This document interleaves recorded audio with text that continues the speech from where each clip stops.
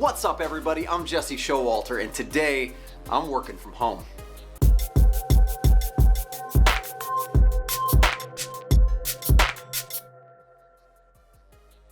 So I woke up this morning and I just wasn't feeling very good. Just messaged in and said that I'd be working from home today, and I'm really excited that I have the opportunity and I work in a field where I'm capable of working from home or working remotely. But now that I'm here at my house doing work for the day, I wanted to share with you 10 tips on how to stay focused on how to work from home. I think the reason it's important to kind of cover tips on how to work remotely or how to work from home is that it's easy to kind of go astray. It's easy for us to kind of not be as efficient, or on the other kind of side of the spectrum, to feel a bit guilty about working from home. And so I feel like these 10 tips are really there to help us keep focused and stay aligned with working in excellence and really doing amazing work even though we're not feeling so hot today. Tip number one, get up and get dressed. Obviously, when I went to bed last night, I was wearing sweatpants, I was wearing my comfies, and when I got up this morning, there's the ability to just stay in those comfies while you're working, but there's something about actually getting up and getting dressed and then sitting back down that makes you feel like, okay, I am in work mode now. And so it's really important that you get up, get dressed, and get prepped for the day. Brush your teeth too, not only because it's good for working from home, because it's just nasty when you don't. Next thing to do is to schedule your day. It depends on what your work situation is, but a lot of times when you go in, or when I go in, I'll have a design stand up, I'll be working through a Trello board, setting tasks and goals for the day. And if you don't do that when you work from home, it's really easy to just kind of wander and find yourself kind of meandering around on the internet. So set your tasks for the day. And the reason is, it's actually possible, in my opinion, for you to get more work done at home, depending on what you do, but to get more work done and to be more efficient and productive because you don't have the distractions of like an office or coworkers or funny jokes or whatever, going and taking a walk for coffee. Everything you need is actually right around you. So by setting a schedule, by establishing tasks that you're going to take care of for the day, it really keeps you focused and allows you to be efficient with what you're gonna do.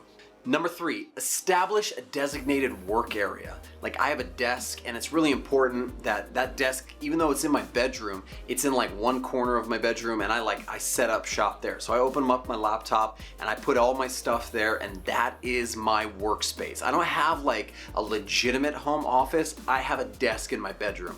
So even if you have like a coffee table, whatever it is, establish your workspace. My workspace isn't really fancy schmancy like you see a lot of designers online on YouTube, and they got these beautiful minimalist. I got a desk, dude.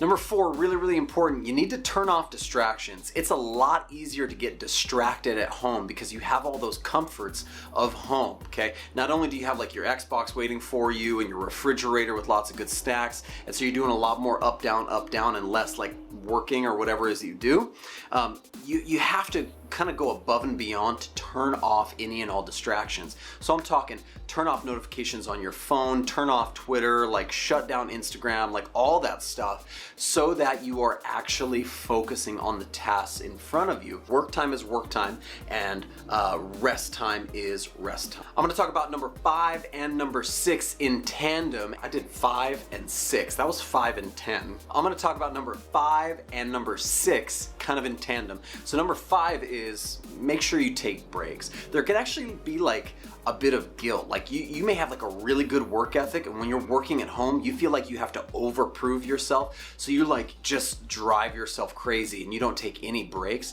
That's a no-no. You should still take breaks. It's still a normal work day. It's just from a different location. And so make sure that you set up those times, whatever it is for you, that you take breaks. Number 6 is gonna be kind of like paired off of number 5. I use the Pomodoro technique when I work, so I do 25 or 30 minutes on and 5 minutes off. If you're interested in learning more about some of my routines and habits, you can click this video up here where I just talk about new habits and new routines. But I use a Pomodoro timer because I set that timer, it starts working, and I am cranking out those tasks in my task list. And as soon as it tells me to take a break, I actually get up and take a break. When you're taking a break, you should feel free to take a break however you want to, as long as you're able to get back to work once your 5 minutes is up. Like today, for instance, I'm working from home, and when I take a break, I'm getting up, I'm stretching my legs, I'm going grab some coffee like from my kitchen. I'm not feeling so good, so I'm going to the restroom.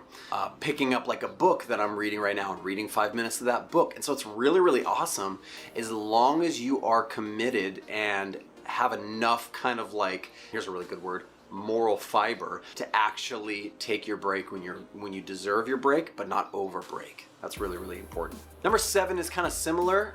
Set your hours and stick to them. Again, there's this feeling that can kind of happen when you are working from home where you feel like you need to overprove yourself, but that's not the case. Remote work is really normal nowadays. People are used to having you work remote. So as long as you are actually doing what you're supposed to do, okay, actually doing what you're supposed to do and staying committed to your job while you are on the clock, then you shouldn't feel like obligated to work over that clock time, okay, or to work past the hours you're supposed to. So I woke up this morning, I didn't feel so great. I usually go to work at 9 o'clock. I started working at 9 o'clock, and I'm not gonna be done until 6:30. So it's really important that you stick within those parameters. I'm gonna take my proper lunch. I'm actually on my lunch right now. I'm gonna take my lunch. I'm gonna stick to those hours because mentally, like subconsciously, like I'm already geared up. My mind's already in the mode to work from those hours to those hours. And so cut it when you need to cut it. But I guess what I'm trying to say is don't work more than you're supposed to out of guilt or fear, okay? Just work really, really hard when you're supposed to work. Number 8, avoid interactions with family and friends. Like if you have people dropping by to say hi, it's just really, really easy to let those little kind of meetings turn from like a 3-minute into like a 20-minute hangout. If you like, I have my wife and my kids like here right now, and I just may have to make sure I keep that kind of separate. So I'm earphones on in the bedroom, they're out in the other room, and unless it's my break time, I cannot have my kids running in and kind of distracting me. Although when I have my 5 minutes, obviously I'm gonna take time and hang out with my kids. Like I got to play like a quick board game like with my kids during one of my breaks today. That was super duper awesome.